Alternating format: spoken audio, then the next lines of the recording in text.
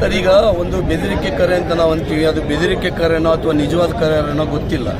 ಅದನ್ನು ಈಗಾಗಲೇ ತನಿಖಾ ದಳದವ್ರು ಬಂದು ಎಲ್ಲ ಚೆಕ್ ಮಾಡ್ತಾವ್ರೆ. ಇದು ಯಾಕೆ ಈ ರೀತಿಯ ಒಂದು ನ್ಯಾಯಾಲಯಗಳು ಈ ರೀತಿ ಅಥವಾ ವಿಧಾನಸೌಧ ಈ ರೀತಿಯನ್ನು ಕೆಲವು ಕಿಡಿಗೇಡಿಗಳು ಯಾಕೆ ಟಾರ್ಗೆಟ್ ಮಾಡ್ತಾರೆ ಅಂತ ಗೊತ್ತಿಲ್ಲ. ಇದರಿಂದ ಒಂದು ಇವತ್ತಿನ ಕೇಸ್ಗಳು ತೊಂದರೆ ಆಗುತ್ತೆ ಅನ್ನೋದಕ್ಕಿಂತ ಒಂದು ವೇಳೆ ಹೆಚ್ಚು ಕಡಿಮೆ ಆದರೆ 100 ಜನ ಪ್ರಾಣಿ ಹಾನಿ ಆಗುತ್ತಲ್ಲ, ಅದರಿಂದ ಆ ಒಂದು ಉದ್ದೇಶದಿಂದ ಇವತ್ತು ಎಚ್ಚರಿಕೆ ಕ್ರಮವನ್ನು ವಹಿಸಿ ಇವತ್ತು ತನಿಖೆಗಳು ನಡೀತಾ ಇದೆ. ಮತ್ತು ಇಲ್ಲಿ ಏನಾಗಿದೆ ಅಂದರೆ ಮುಂದಿನ ದಿನಗಳಲ್ಲಿ ನ್ಯಾಯಾಲಯಗಳಿಗೆ ಒಳಗಡೆ ಬರೋರನ್ನ ಮತ್ತು ಒಳಗಡೆ ಹೋಗೋಂಥವ್ರನ್ನ ಚೆಕ್ ಮಾಡಿ ಬಿಡುವಂಥ ಒಂದು ಇದಾಗಬೇಕು. ಇಲ್ಲ ಅಂದರೆ ಮುಂದೆ ಭಾಳ ಕಷ್ಟ ಆಗುತ್ತೆ. ಇಲ್ಲಿ ಯಾರನ್ನೂ ಚೆಕ್ ಮಾಡಲ್ಲ, ಯಾರು ಏನು ಬ್ಯಾಗ್ಗಳು ಹಿಡ್ಕೊಬರಲಿ ಏನು ಬರಲಿ, ಯಾರೂ ಇಲ್ಲಿ ಅನವಶ್ಯಕ ಸುಮ್ಮನೆ ಪೊಲೀಸ್ ಸಿಬ್ಬಂದಿ ಹಾಕಿದ್ದೀವಿ ಅಂದ್ಬಿಟ್ಟು ಇಲ್ಲೊಂದು ಪೊಲೀಸ್ ಬಂದು ಮಾಡಿದ್ದಾರೆ, 5 ಜನ ಪೊಲೀಸ್ ಹಾಕಿದ್ದೀವಿ ಅಂತಾರೆ. ಬಟ್ ಯಾರನ್ನೂ ಚೆಕ್ ಮಾಡಲ್ಲ.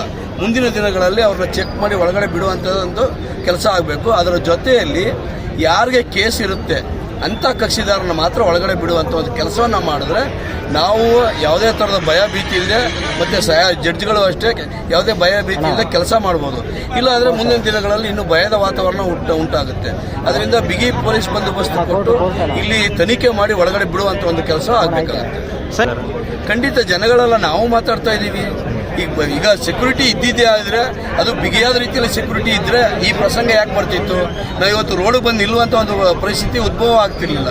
ಖಂಡಿತವಾಗಿ ನ್ಯಾಯಾಲಯಕ್ಕೆ ಸರಿಯಾದ ರೀತಿಯಲ್ಲಿ ಬಿಗಿ ಭದ್ರತೆ ಇಲ್ಲ.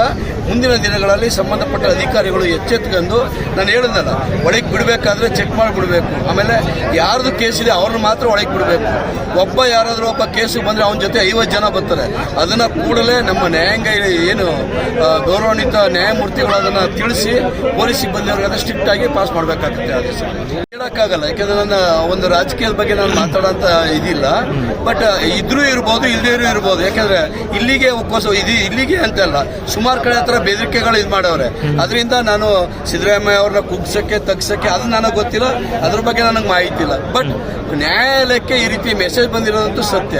ಯಾವ ಉದ್ದೇಶಕ್ಕೋಸ್ಕರ ಯಾರು ಮಾಡಿರ್ತಾರೆ ಅಂತ ತನಿಖೆಯಿಂದ ಗೊತ್ತಾಗುತ್ತೆ. ಒಂದು ವೇಳೆ ಮುಖ್ಯಮಂತ್ರಿಗಳು ಇಲ್ಲೇ ಇರೋದ್ರಿಂದ ಬಹಳ ಅನುಕೂಲ, ಅವರು ಕೂಡ ವಿಷಯ ಮುಟ್ಟುತ್ತೆ. ಅವರು ಕೂಡ ಬೇಗ ಒಂದು ಗೃಹ ಮಂತ್ರಿಗಳಿಗೆ ಹೇಳಿ ಶಿಸ್ತು ಕ್ರಮ ವಹಿಸುವಂಥ ಒಂದು ಕೆಲಸವನ್ನು ಮಾಡ್ತಾರೆ. ನೀವು ಈ ಮುಖಾಂತರ ತಮ್ಮ ಮೀಡಿಯಾಗಳ ಮುಖಾಂತರ ಮುಖ್ಯಮಂತ್ರಿಗಳಿಗೆ ತಲುಪಿಸುವಂಥ ಒಂದು ಕೆಲಸವನ್ನು ಮಾಡಿ.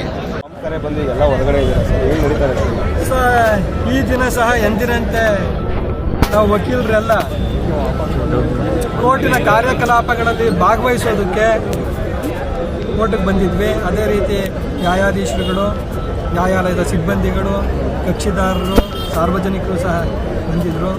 ಸುಮಾರು 10:40-10:45 ಸಮಯದಲ್ಲಿ ಜಿಲ್ಲಾ ನ್ಯಾಯಾಲಯದ ಇಮೇಲ್ ಅಡ್ರೆಸ್ಗೆ ಒಂದು ಸಂದೇಶ ಬಂದಿದೆ.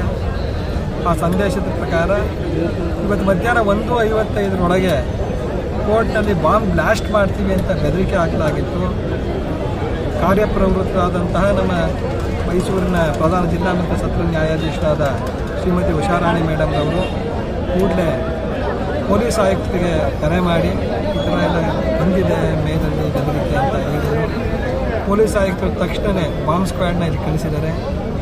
ಪೊಲೀಸ್ ಆಯುಕ್ತರ ಕೋರಿಕೆಯ ಮೇರೆಗೆ ನಾವು ವಕೀಲರೆಲ್ಲ ನ್ಯಾಯಾಧೀಶರ ಆಜ್ಞೆಯಂತೆ ವಕೀಲರು, ನ್ಯಾಯಾಧೀಶರು, ಸಾರ್ವಜನಿಕರು, ನ್ಯಾಯಾಲಯ ಸಿಬ್ಬಂದಿಗಳೆಲ್ಲ ಹೊರಗೆ ಬಂದಿದ್ದೀವಿ.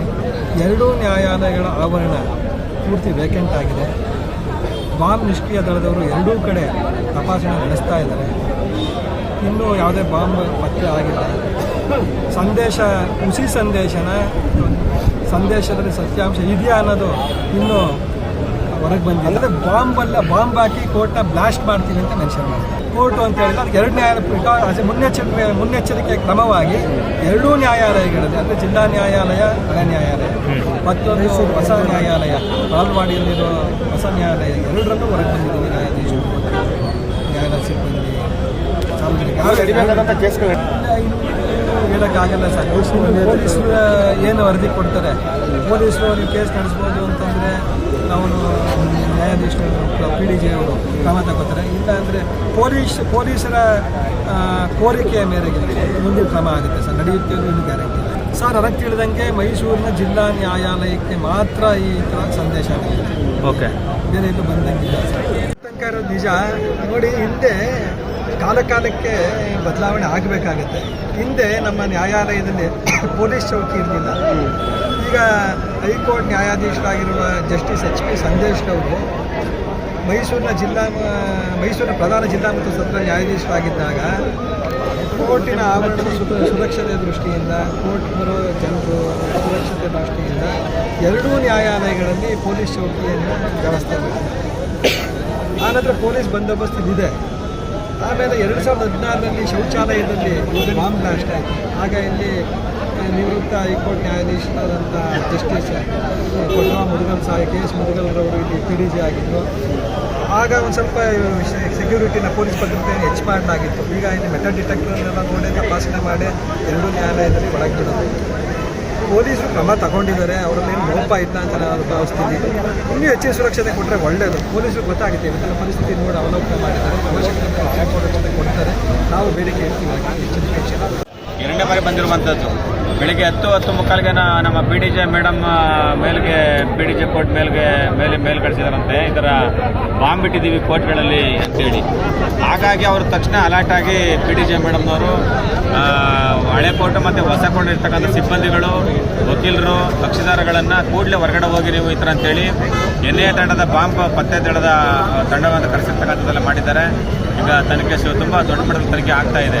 ಒಳಗಡೆ ಯಾವುದೇ ರೀತಿ ಕುರುಹು ಕಂಡು ಬಂದಿಲ್ಲ. ಹಾಗಾಗಿ ಏನು ಈ ರೀತಿಯಾದಂಥ ಒಂದು ವೇಳೆ ಇದು ನೈಜ ಘಟನೆನೋ ಇಲ್ಲ ಸತ್ಯ ಸುಳ್ಳು ಅಂತೇಳಿ ಗೊತ್ತಾಗಬೇಕು ಅಂತಂದರೆ ಎನ್ಐಎ ತಂಡ ಏನು ಒಳಗಡೆ ಹೋಗಿ ಈಗ ಸರ್ಚ್ ಮಾಡ್ತಿದ್ದಾರೆ, ನಿಷ್ಕ್ರಿಯ ದಳ ಅವರು ಕಂಡುಹಿಡಿತಕ್ಕಂಥ ಕೆಲಸವನ್ನು ಮಾಡಬೇಕಾಗುತ್ತೆ. ಹಾಗಾಗಿ ಏನು ಈ ರೀತಿಯಾದಂಥ ಒಂದು ಉಸಿರುಗಳು ಬರ್ತಕ್ಕಂಥದ್ದೆಲ್ಲ ಆಗುತ್ತೆ. ಈ ಒಂದು ಸಂಬಂಧಪಟ್ಟಂಗೆ ಸರ್ಕಾರ ಕೂಡಲೇ ಕ್ರಮ ತಗೊಂಡು ಆಗಿಲ್ಲ ಯಾವ ಮೇಲ್ ಐಡಿಯಿಂದ ಬರ್ತದೆ. ಈಗ ಸಾಮಾನ್ಯವಾಗಿ ಫೋನ್ ಮಾಡಿದ್ರೆ ಸಾಮಾನ್ಯವಾಗಿ ಯಾರಾದ್ರೂ ದೂರವಾಣಿ ಕರೆ ಮಾಡಿದ್ರೆ ಕಂಡುಹಿಡಿತಕ್ಕಂಥದ್ದೆಲ್ಲ ಮಾಡ್ತಾರೆ. ಹಾಗಾಗಿ ಇದೆಲ್ಲ ಈ ಬಾಂಬ್ ನಾವು ದೇಶದಲ್ಲಿ ನೋಡಿರ್ತಕ್ಕಂಥ ವಿಚಾರಗಳನ್ನು ನೋಡಿದಾಗ, ಬಾಂಬ್ ವಿಚಾರ ಸಂಬಂಧಪಟ್ಟಂಗೆ ನೋಡಿದಾಗ ನಾವು ಬರೀ ಈ ಮೇಲ್ ಬಂದಿರುವಂಥದ್ದೆಲ್ಲ ನೋಡಿದ್ದೀವಿ. ಹಾಗಾಗಿ ಈ ಥರದ ಮೇಲ್ಗಳು ಬರದ ರೀತಿಯಲ್ಲಿ ಸರ್ಕಾರ ಕ್ರಮ ತಗೊಂಡು ಅವ್ರ ಮೇಲೆ ಕಾನೂನು ಕ್ರಮ ಜರುಗಿಸೋದ್ರ ಮೂಲಕ ಒಂದು ಎಲ್ಲ ಅಂದರೆ ಕೋರ್ಟ್ನಲ್ಲಿ ದಿನನಿತ್ಯ 16,000 ಜನ ವಕೀಲರುಗಳು, ಕಕ್ಷಿದಾರರುಗಳು, ಎಂಪ್ಲಾಯಿಗಳೆಲ್ಲ ಸಹ ಬಂದು ಹೋಗ್ತಕ್ಕಂಥ ಜಾಗ. ಏನಾದ್ರು ನಾಳೆ ಹೆಚ್ಚು ಕಡಿಮೆ ಬ್ಲಾಸ್ಟ್ ಆದರೆ ದೊಡ್ಡ ಮಟ್ಟದಲ್ಲಿ ಹಾನಿ ಆಗ್ತಕ್ಕಂಥದ್ದೆಲ್ಲ ಆಗುತ್ತೆ. ಇನ್ನೂ ಅವರು ತೀರ್ಮಾನ ಮಾಡಿಲ್ಲ. ಈಗ ಒಳಗಡೆ ಏನು ಬಾಂಬ್ ಪದಗಳು ಸರ್ಚ್ ಮಾಡ್ತಾ ಇದ್ದಾರೆ. ಇನ್ನೂ ಸಹ ಘೋಷಣೆ ಮಾಡಿಲ್ಲ, ಏನು ರಜೆ ಕೊಡಬೇಕು ಇಲ್ಲ ಕೋರ್ಟ್ ಕೆಲಸಗಳು ಮಾಡಬೇಕು ಅನ್ನೋದ್ರ ಬಗ್ಗೆ ತೀರ್ಮಾನ ಮಾಡಿಲ್ಲ. ಮಾಡ್ತಾರೆ PDJ ಸತ್ರ ನ್ಯಾಯಾಧೀಶರು ನಮ್ಮ ಬಂದು ಮಾಡ್ತಾರೆ. ಹಾಗಾಗಿ ಈ ರೀತಿಯಾದಂಥ ಒಂದು ಕರೆಗಳು ಬರದ ಆಗಿ ಮಾಡ್ಕೋಬೇಕಾದ್ರೆ ಸರ್ಕಾರ ಕರ್ತವ್ಯ ಸರ್ಕಾರಕ್ಕೆ 2016ರಲ್ಲಿ ಘಟನೆ ಆದಾಗ ಇಡೀ ರಾಜ್ಯ ನೋಡಿತ್ತು. ಮೈಸೂರಿನಲ್ಲಿ ಕಳೆದ ವಾರ ಮೈಸೂರಿನ ಅರಮನೆ ಮುಂದೆ ಅಂಥ ಭದ್ರತೆ ಇರುವ ಅರಮನೆ ಮುಂದೆ ನಡೆದಂಥ ಬ್ಲಾಸ್ಟ್ ಸಂದರ್ಭದಲ್ಲಿ ಇಡೀ ದೇಶ ನೋಡಿದಂಗೆ ಆಯಿತು. ಈಗ ಸರ್ ಇಬ್ಬರು ಹೇಳಿದಂಗೆ ಡಾಕ್ಯುಮೆಂಟ್ಸ್ ತುಂಬ ಇಂಪಾರ್ಟೆಂಟ್ ಆಗಿರೋ ಡಾಕ್ಯುಮೆಂಟ್ಸ್ಗಳಿದೆ. ಮೆಟ್ರೋ ಸ್ಟೇಷನಲ್ಲಿ ಯಾವ ರೀತಿ ಇರುತ್ತೆ ಸೇಫ್ಟಿ ಮೆಷರ್ಸ್ಗಳು ಅಂಥದನ್ನ ಪ್ರತಿಯೊಂದು ನ್ಯಾಯಗಳಲ್ಲೂ ವ್ಯವಸ್ಥೆಗಳು ತರಬೇಕು. ಡಿಟೆಕ್ಟರ್ಗಳಿದೆ, ಆ ಕಡೆ ಒಂದು ಎಕ್ಸಿಟ್ ಗೇಟ್ ಇದೆ, ಅಲ್ಲೂ ಯಾರು ಹೋಗ್ತಾರೋ ಬರ್ತಾರೋ ಗೊತ್ತಿಲ್ಲ. ಇನ್ನು ರಾಜ್ಯ ಸರ್ಕಾರ ಪ್ರತಿಯೊಂದು ನ್ಯಾಯಗಳಿಗೂ ಭದ್ರತೆ ಹೆಚ್ಚಿಸಬೇಕು.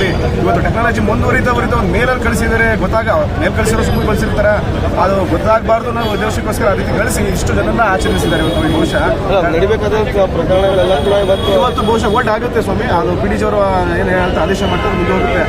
ಬಹುಶಃ ಇಂಥ ಪ್ರಕರಣಗಳು ಯಾರೋ ಒಬ್ಬ ಸಣ್ಣ ಪುಟ್ಟ ವ್ಯಕ್ತಿಗಳು ಮಾಡೋಕ್ಕೆ ಶುರು ಮಾಡಿಬಿಡ್ತಾರೆ. ಯಾಕಂದರೆ ಇದು ಇದಕ್ಕೆ ಮೆಷರ್ಸ್ಗಳು ತೀವ್ರವಾದ ಕಠಿಣ ಕ್ರಮ ತಗೋಬೇಕು. ಇಂಥದ್ದು ಮುಂದೆ ಆಗದಿರಂಗೆ ನೋಡ್ಕೋಬೇಕು. ನ್ಯಾಯಗಳಲ್ಲಿ ಬರೀ ರಾಜ್ಯದ ಪ್ರತಿಯೊಂದು ನ್ಯಾಯಗಳಿಗೂ ಭದ್ರತೆ ಒದಗಿಸಬೇಕು ಅಂತ ನನ್ನ ಮನವಿ ಆಗ್ತದೆ. ಸರ್ ನಿಜಕ್ಕೂ ಇದು ಭಯ ಆಗ್ತದೆ. ಯಾಕಂದರೆ ರಾಜ್ಯದ CM ನಿನ್ನೆಯಿಂದಲೂ ಮೈಸೂರು ಪ್ರವಾಸದಲ್ಲಿ ಇದ್ದಾರೆ. ಅಂಥದ್ರಲ್ಲಿ ಇಂಥ ಕಾರ್ಯಕಲಾಪಗಳಲ್ಲಿ ಅದು ನ್ಯಾಯಾಂಗ ಅಂದರೆ ಅದಕ್ಕೊಂದು ಗೌರವ ಘನತೆ ದಕ್ಕಂತಿದೆ ಅಂತ ಸೇಫ್ಟಿ ಮೆಷರ್ಸ್ಗಳು ಇಂಥ ನ್ಯಾಯ ಕೊಡುವಂಥ ನ್ಯಾಯಾಲಯಕ್ಕೆ ಇಂಥ ಭದ್ರತೆ ಇಲ್ಲ ಅಂದರೆ ನಿಜಕ್ಕೂ ನಮಗೆ ತುಂಬಕ್ಕೆ ಕಷ್ಟ ಆಗ್ತದೆ. ಹಿಂದೆ ಒಂದು ಸಲ ಆಗಿತ್ತು, ಗೋಕರ್ಣ ಬ್ಲಾಸ್ಟ್ ಆಗಿತ್ತು ಈ ಒಂದು 8 ವರ್ಷದ ಹಿಂದೆ. ಅನಂತರ ಇವತ್ತು ಬಾಂಬ್ ಬ್ಲಾಸ್ಟ್ ಬೆದರಿಕೆ ಬಂತು. ಸುಮಾರು 10:45 ಬಂದಂಥ ಸಂದರ್ಭದಲ್ಲಿ ನಾವು ಕೋರ್ಟ್ ಒಳಗಡೆ ಇದ್ದು NI ತಂಡದವರು ಬಂದು ಈ ಥರ ರೆಡ್ ಅಲರ್ಟ್ ಬಂದಿದೆ, ಎಲ್ಲ ಹೊರಗಡೆ ಬರಬೇಕು ಅಂತ ಅಂದ್ಬಿಟ್ಟು ಕೋರ್ಟ್ ಒಳಗೆ ಪ್ರೆಮಿಸಸ್ ಒಳಗಡೆ ಬಂದು ಎಲ್ಲರಿಗೂ ಹೇಳ್ತಾ ಇದ್ರು. ಯಾಕೆ ನಮಗೇನೋ ಇದು ಮುಸಿ ಬಾಂಬು ಏನೋ ಅಂತ ಅಂದ್ಬಿಟ್ಟು ನಾವೆಲ್ಲ ಇಡೀ ಕೋರ್ಟ್ನ ವಕೀಲರೆಲ್ಲ ಹೊರಗಡೆ ಬಂದು ಕಳಿಸಿದ್ರು. ಮತ್ತು ಈ ಕಕ್ಷಿದಾರರು ಎಲ್ಲರಿಗೂ ಸಹ ಹೊರಗಡೆ ಕಳಿಸಿದ್ದಾರೆ. ಈ ಥರ ಸರ್ಕಾರ ಯಾಕೆಂದರೆ ಈ ಥರ ಮುಸಿ ಬಾಂಬ್ ಕಡೆಯಿಂದ ಸರ್ಕಾರ ಈ ಥರ ನ್ಯಾಯಾಲಯಕ್ಕೆ ಸಾವಿರಾರು ಜನ, ಲಕ್ಷಾಂತರ ಜನ ಇಡೀ ಕರ್ನಾಟಕದಲ್ಲಿ ಎಲ್ಲ ನ್ಯಾಯಾಲಯಕ್ಕೆ ಬರ್ತಾರೆ. ಆದ್ದರಿಂದ ಭದ್ರತೆನ ಹೆಚ್ಚಿಸಬೇಕು. ಎಲ್ಲ ನ್ಯಾಯಾಲಯಕ್ಕೆ ಭದ್ರತೆ ಹೆಚ್ಚಿಸಬೇಕು. ಗೇಟ್ಗಳಿಗೆ ಇನ್ನಷ್ಟು ಭದ್ರತೆ ಪೊಲೀಸ್ನ ಹಾಕಬೇಕು. ಮತ್ತು ಈ ದಸ್ತಾವೇಜುಗಳಿದಾವಲ್ಲ ನ್ಯಾಯಾಲಯದ್ದು ಕಡತಗಳು ಅದೇನಾದ್ರು ಸುಟ್ಗಿಟ್ಟು ಹೋದ್ರೆ ಏನು ಕತೆ ಏನಾರ ಬ್ಲಾಸ್ಟ್ ಆಗಿ ಈಗ ರಾಜಕಾರಣಿಗಳು ಯಾರ್ದೋ ಅಂಥವ್ರದ್ದು ಅವ್ರಿಗೆ ಬೇಕು ಅನ್ನೋರ್ಗೆ ಈ ಥರ ಆಗುತ್ತೆ. ಮತ್ತು ದುಷ್ಕರ್ಮಿಗಳು ಯಾವುದೇ ಆಗಿರಲಿ ಅಂಥವ್ರಿಗೆ ಅನುಕೂಲ ಆಗುತ್ತೆ ಇದರಿಂದ. ಯಾಕೆಂದರೆ ದಸ್ತಾವೇಜುಗಳು ಭದ್ರತೆ ಇರಬೇಕಾಗಿರೋದ್ರಿಂದ ಇವು ಯಾವುದೋ ಇದಕ್ಕೋಸ್ಕರ ನಮ್ಮ ಮುಖ್ಯಮಂತ್ರಿಗಳು ನ್ಯಾಯಾಲಯಗಳಿಗೆ ಭದ್ರತೆ ಹೆಚ್ಚಿಸಬೇಕು ಅಂತ ಹೇಳ್ತೀನಿ. ಮತ್ತು ಇಂಥವುಗಳು ಇನ್ನು ಮುಂದೆ ಸಂಭವಿಸಬಾರ್ದು ಅಂತ ಅಂದ್ಬಿಟ್ಟು ಎಚ್ಚರಿಕೆ ಇದು. ಏಕೆಂದರೆ ಎಚ್ಚರಿಕೆ ಗಂಟೆ ಮುಂದೆ ಏನಾದ್ರು ದೊಡ್ಡ ಅನಾಹುತ ಆಗಬಾರ್ದು ಅಂತ ಅಂದ್ಬಿಟ್ಟು ನಾನು ಸಂದರ್ಭ